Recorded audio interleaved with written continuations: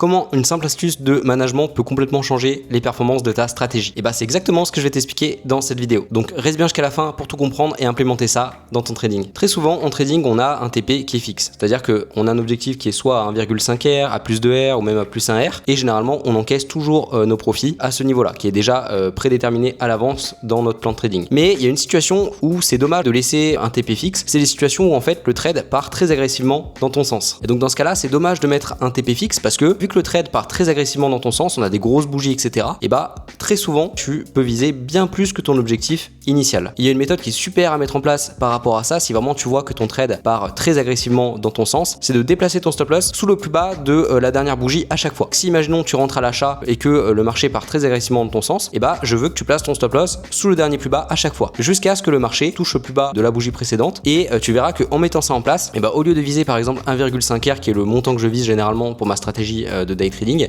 et bah dans ces cas-là, je peux viser des ratios de 5, des ratios de 3, alors que je visais initialement un ratio de 1,5. Alors bien sûr, c'est pas à mettre en place pour tous les trades, c'est vraiment pour les trades qui partent très agressivement dans ton sens, à la hausse comme à la baisse. Mais si jamais le trade il part, on va dire normalement, t'es un petit peu en drawdown, t'es un petit peu en profit et que finalement le trade touche le TP, et bah à ce moment-là, c'est pas très intéressant de mettre ça en place. Ça reste rare, hein, c'est pas tous les trades qui sont comme ça, mais quand tu fais face à cette situation, c'est super intéressant de mettre ça en place, de déplacer ton stop loss sous le dernier plus bas ou dernier plus haut de la bougie précédente et d'attendre que la bougie suivante casse le plus bas de la bougie précédente. Et donc c'est vraiment une méthode que je vous invite à utiliser, et tu verras, tu peux même regarder tes datas par rapport à ça, tu vas améliorer tes gains moyens par rapport à tes pertes moyennes, et donc indéniablement ça va améliorer les performances globales de ta stratégie. Si tu es intéressé par le trading ou même l'investissement long terme en bourse, n'hésite pas à t'abonner à mon compte pour recevoir plus de conseils à ce sujet.